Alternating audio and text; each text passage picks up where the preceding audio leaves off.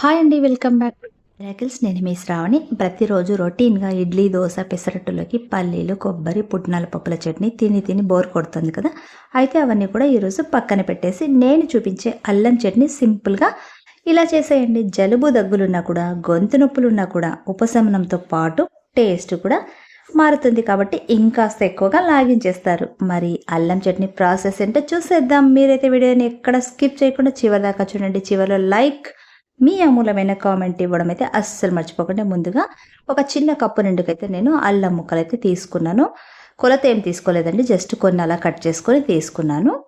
ఒకసారి రెండుసార్లు శుభ్రంగా అయితే వాష్ చేసేసుకొని ఎట్టి పరిస్థితిలో కూడా తడి అనేది లేకుండా పొడి పొడిగా చేసుకోవాలి. మనం పొడి బట్ట మీద కొద్దిసేపు ఆరబెట్టినట్టయితే బాగా పొడి పొడిగా అయితే అయిపోతాయి. వాటర్ ఉండడం వల్ల తొందరగా అయితే ఇది బూజు పట్టేస్తుంది. వాటర్ లేకుంటే ఎక్కువ రోజులు నిల్వ ఉంటుంది. కనీసం ఫ్రిడ్జ్లో పెడితే 15 to 20 డేస్ దాకా ఉంటుంది. బయట పెట్టినట్టయితే 10 డేస్ మాత్రం ఈజీగా ఉంటుంది. సో ఇప్పుడు ఈ కప్పుతో అల్లం తీసుకున్నాం కదా, అల్లం ముక్కలు ఇవి పక్కన పెట్టేసుకుందాం. తర్వాత ఒక 30 గ్రామ్స్ లేదా 35 గ్రామ్స్ దాకా చింతపండును కూడా శుభ్రం చేసేసుకోవాలి. చింతపండులో కూడా ఎట్టి పరిస్థితుల్లో లేకుండా డ్రైగా చేసేసుకోవాలన్నమాట. దీన్ని కూడా పక్కన పెట్టేసుకుందాం. తర్వాత ఒక స్పూన్ లేదా 1.5 స్పూను బెల్లం పొడి కూడా తీసుకుందాం. మెయిన్ మనకు అల్లం చట్నీకి కావాల్సిన మెయిన్ ఇంగ్రీడియంట్స్ అయితే ఈ మూడేనండి. ఈ మూడు ఉంటే ఆటోమేటిక్గా అల్లం చట్నీ అనేది మనకి పర్ఫెక్ట్గా అయితే కుదిరిపోతుంది. ఇప్పుడు ఇవన్నీ కూడా మనము పక్కన పెట్టేసుకుందాం. స్టవ్ వెలిగించుకొని స్టవ్ పైన అయితే ప్యాన్ పెట్టేసుకొని అందులోకైతే 3-4 స్పూన్ల దాకా ఆయిల్ అయితే వేసేసుకుందాం. ఆయిల్ కొద్దిగా హీట్ ఎక్కిన తర్వాత మనం రెడీగా ఉంచుకున్న అల్లం ముక్కలను అయితే వేసేసుకుందాం. ఈ అల్లం ముక్కలు కొంచెం ఫ్రై అయ్యి కలర్ కొద్దిగా బ్రౌన్ కలర్లోకి వచ్చే వరకు కూడా మనము కనీసం 2 మినిట్స్ పాటు బాగా ఫ్రై చేసేసుకోవాలి. దగ్గర ఉన్నట్టయితే హై ఫ్లేమ్ మీదనే మనము ఫ్రై చేసుకోవచ్చు. తర్వాత ఇందులోకి మనం పక్కన తీసి పెట్టుకున్న చింతపండును కూడా యాడ్ చేసేసుకుందాం. దాంతోపాటు 1-2 పచ్చిమిరపకాయలు చిన్న ముక్కలుగా కట్ చేసి వేసుకోండి. 2 ఎండుమిర్చిని కూడా చిన్న ముక్కలుగా కట్ చేసుకొని వేసుకోండి. తర్వాత 1 స్పూన్ దాకా జీలకర్ర, అలాగే సన్నగా కట్ చేసుకున్న కరివేపాకు, కొద్దిగా సన్నగా కట్ చేసుకున్న కొత్తిమీరను కూడా వేసుకొని చిటికడంతా పసుపు ఇవన్నీ వేసుకున్న తర్వాత ఒకసారి బాగా కలుపుకోండి. ఇప్పుడు మనము ఫ్లేమ్ని అయితే టర్న్ చేసుకోవాలి మీడియంలోకి. అయితే హై ఫ్లేమ్ ఏదైతే తొందరగా మాడిపోతాయి కాబట్టి ఇప్పుడు మీడియంగా పెట్టేసుకొని మనం కలుపుకోవాలి. ఇవన్నీ కూడా బాగా మగ్గే వరకు కూడా మనం బాగా ఫ్రై చేసుకోవాలి, మాడిపోకుండా చూసుకోవాలి. ఇలా 2-3 నిమిషాలు బాగా మనం ఫ్రై చేసుకున్న తర్వాత ఒకసారి అంతా కూడా ఈవెన్గా ప్యాన్లో అన్నీ సర్దేసుకొని మనమైతే స్టవ్ ఆఫ్ చేసేసుకొని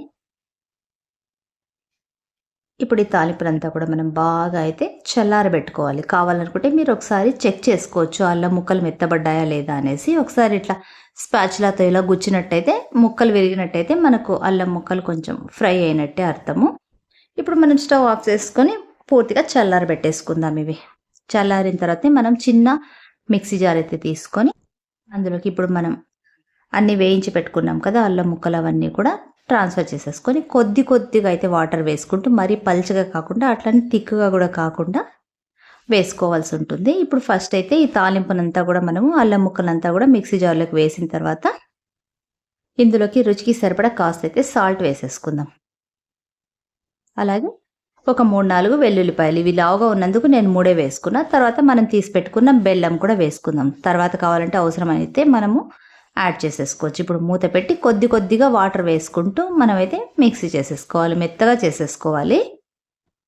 దీన్ని పక్కన పెట్టుకున్న తర్వాత అదే ప్యాన్లో మళ్ళీ ఒక 2 స్పూన్ల దాకా ఆయిల్ అయితే వేసుకొని ఆయిల్ కొంచెం హీట్ ఎక్కిన తర్వాత అందులోకి అన్నీ కలిపి పెట్టుకున్న 1 స్పూన్ పోపు దినుసులు అయితే వేసేసుకుందాం.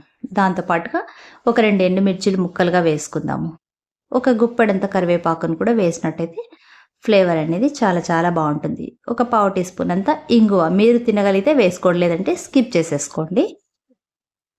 ఇదంతా కూడా బాగా ఫ్రై అయిపోయిన తర్వాత మనం పక్కన మిక్సీ చేసి పెట్టుకున్న అల్లం చట్నీని కూడా ఇందులోకి యాడ్ చేసేసుకుందాం. మామూలుగా అయితే తాలింపునే చట్నీలో వేస్తారు, కానీ అల్లం చట్నీకి అయితే అలా వేయకూడదండి.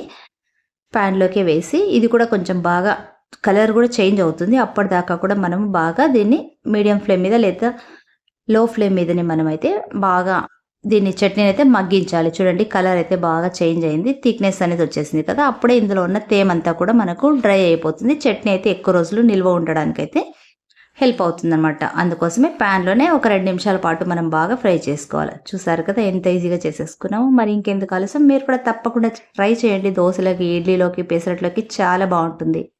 మీకెలా కుదిరిందో నాకు ఫీడ్‌బ్యాక్ ఇవ్వండి. నా వీడియోనైతే మీ ఫ్రెండ్స్‌కి, కుటుంబ సభ్యులకైతే షేర్ చేయండి. మరిన్ని టేస్టీ రెసిపీస్ కోసమైతే నా ఛానల్‌నైతే సబ్స్క్రైబ్ చేసుకోండి. నెక్స్ట్ మళ్ళీ ఇంకొక మంచి వీడియోతో మళ్ళీ మీ ముందుంటా. Until then bye. Thanks for watching.